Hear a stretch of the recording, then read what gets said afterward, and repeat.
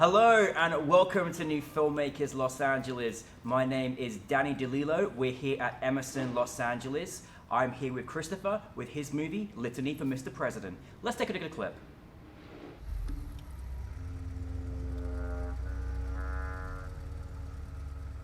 Do you have any idea how many times your dad tried to get me to sell him this car? I'm sure a few. Yeah, a few. You look good in there. I know. All right, I'm gonna take it out now. Enjoy. Be safe. Don't go crazy. Christopher, so lovely to have you here, and thank you for bringing your film to New Filmmakers Los Angeles. It's great to be here. Yeah, it's really great to be here. But for those that haven't seen your film, tell us a brief synopsis. It's more or less, it's about a man, Dominic Copley, and he becomes unhinged when his cat, Mr. President, is murdered. So it's a revenge chase story kind of thing. Now, why would you not want to watch it? And I'm a cat lover of 2 cats. You've got 4 cats, so I was totally excited that you made this film because I feel the same way. Dare I say, where did the inspiration come for you in creating this project? I mean, the inspiration was more. I was kind of at a place where I just knew I needed to make something, and I think my exact words to myself was like, if I don't make something by the time I turn 30, I'm just gonna kill myself, and it's just gonna be done. But so I was kind of looking for something to direct and feeling stuck. And then one day I came home after working on like a reality TV show in the camera department, and I was all smelly and gross and tired. And at the time, the guy I was writing with lived on my couch. So he had a desk set up in my living room. So every time I'd go in and out, he'd be sitting there like furiously typing and just doing whatever, smoking cigarettes. And I'm walking upstairs and he goes, "Hey, what would you do if someone killed one of our cats?" Like, I don't know, I'd kill him. And I walked upstairs. And then like 2 weeks later, he's just like, "I have a script I want you to read." And that was the first draft of the film. I love that story. That's amazing. So this evolved into you making this particular film. Mm-hmm. Well, listen, I obviously love the humor that you put into this film and the sort of dark comedy elements as well are really fantastic. Even the colors that you kind of organized it with it as well. Obviously, I was there with Mr. President. I would have done the same thing for my cats as well. So I was very involved. But I was just curious for you personally, like, you kind of took on a certain kind of genre. You know, you really had really cool elements in there. There was really good sort of picturesque moments and moments of craziness. Did you kind of like, when you looked at the script, did you kind of know exactly how you were going to kind of approach it? And then tell us a little bit about how you involved your lead actor as well.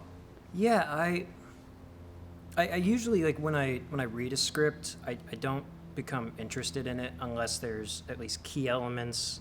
Like if I can't see like the words off the page, like in like certain images, it doesn't connect for me. So there were certain things I was like, I could see how a scene was going to look in my head. It didn't necessarily turn out that way because it never does. But yeah, I kind of had a general idea of how I wanted the movie to look and how I wanted it to feel. And my lead actor, Dominic Best, who is Great. One of the most brilliant actors I've ever worked with. I met him at film school at Arizona State University, and we kind of came up together. He was in my thesis film, and then he was in LA at the time, but the minute I decided to make this movie, he was just like, "I'm not an actor anymore. I don't ever want to act again." And I gave him the script, and he's just like, "No, it's too dark. I hate this." You pulled him out of retirement, basically. Yeah, I basically hounded him for 3 months, just being like, "Please, just do this. Like, trust me. Like, just make it." And the minute we wrapped, he moved back to England. Wow. So he was just like, and now of course, like he sees it, and he's just like asking me questions about it all the time, and he's like super jazzed about it. So I think maybe he got the acting bug back again after the fact. He did a fantastic job. Now, some of the things you mentioned at the film festival as well was, you know, there's quite a few technical elements that you had in the film, so which you did very, very well at. But I'm always scared when there's involving any pyrotechnics or guns or anything like that, which you did really, really great. What was kind of some of the bigger challenges that you had in making the project? Oh, it was like probably the most expensive part of making the movie, which is the pyrotechnics, because I hate it whenever you see movies and it's like, it's just a gun and then it's like a VFX muzzle flash and the person's just like completely motionless. Yep. It's like, that physicality doesn't come forward. So it's like, I knew from the beginning, I was like, it has to be squibs. It has to be a gun with blanks. So it was like kind of figuring out, like I had to hire this armorer, my production designer, Patrick Mitchell, who's amazing. He figured out, it's like, okay, we need to get this thing from Los Angeles to Arizona, because that's where we were shooting. So he had to get an armorer's license himself to rent the gun and bring it over. Oh, wow. And then I had to fly this guy who was out of Arizona, but now he'd moved to Oregon. So I had to fly him to Arizona, because I didn't want to just like hire some kid to like potentially blow up my actor's foot. And it just became this complicated, weird thing. But then when I actually saw it in person, it was so simple. Like, it was hilarious. This guy kind of puts the squib on my actor's foot and then just reels out like wires, like something in an old movie. Like he's gonna kind of like blow up the train tracks. Oh my And then he goodness. buries the wire, and then he hides behind the garage. And he goes like, "All right, just signal me." And he just puts the wires together, and that's what would make the squib go off when his foot gets blown up. Wow. Other than that, it was just scary, because it's like, the end of the day, it's like, it is a real looking gun. It makes actual bullet. It's basically a live ammunition. Yeah. And we had the cops called on us twice. I had checked in with the cops, but like in the forest scene when we were doing the running, I had talked to the Forest Service. They were cool with it. Some kids saw us, called a different sheriff's department that I hadn't spoken See, to. independent filmmaking. Yeah. So this guy walks Yeah. up, and my whole crew's freaking out, and I'm like internally like losing it, and I'm like, "Hi, so I did this guy, and I did this, and like, we're doing this," and the cop's just like, "You tried. You done shooting?" I'm like, "Yeah, no, we're done." I was like, "Okay, have fun," and just walks away. And then we had the same thing with the night shoot, where I've got this great voicemail where we actually did the shooting scene earlier than we were originally slated to, and I've got the Gila County Sheriff's Department on the phone just going, "Hey, so we got some gunshots reported. Oh, goodness. Is that you? Can you call us back?" Because Oh, I have my phone on goodness. silent because we're shooting You're a scene. shooting. Yeah. Well, I mean, listen, I mean, the trials and tribulations of filmmaking, I think it's a very interesting subject though when you've got, technical stuff. Any advice you give to filmmakers when you're kind of approaching anything like ammunition or anything Yeah. like this? Any advice? Just do your homework. Yeah. Like, just anything. Never don't do something because it's going to be easier or you're afraid of it, because it can bite you in the ass going down the road.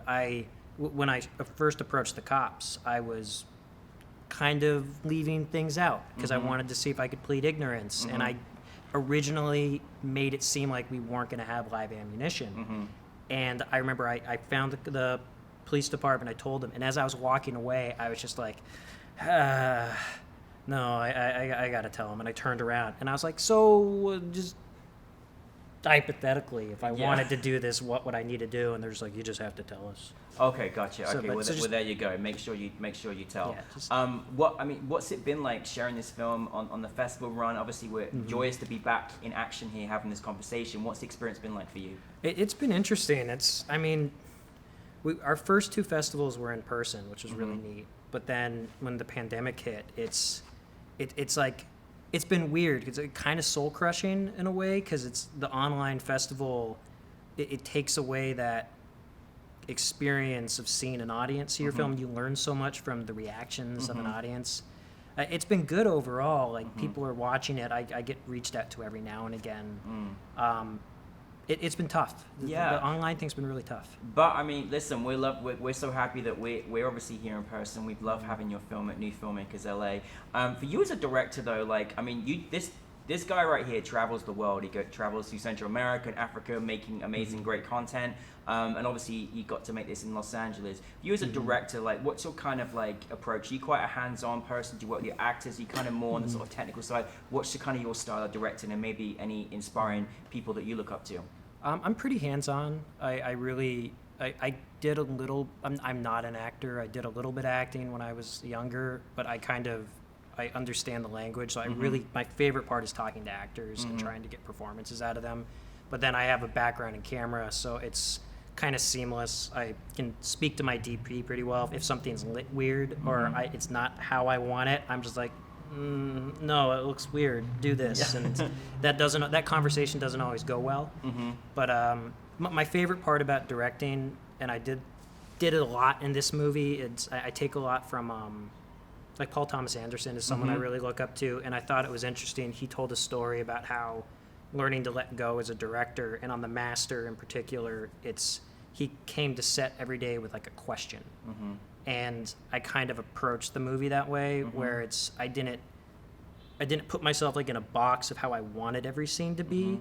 I like, there's certain parameters you have to hit, but in terms of like performance or dialogue or movement, I was very open about letting the actors kind of play. Oh, that's the greatest thing for an actor anyway, so I love that. The best parts of the film are not scripted. They're not things that I can be like, I authored that. It's stuff that just happened. Agreed. Well, Christopher, what is next for you?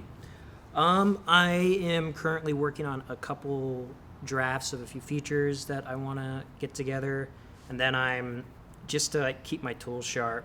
My producer recommended I do this. I'm going to do like a kind of like a short documentary animation hybrid thing where it's like my out of the country travels. I brought home 2 kittens from Honduras, and it's a really bizarre story.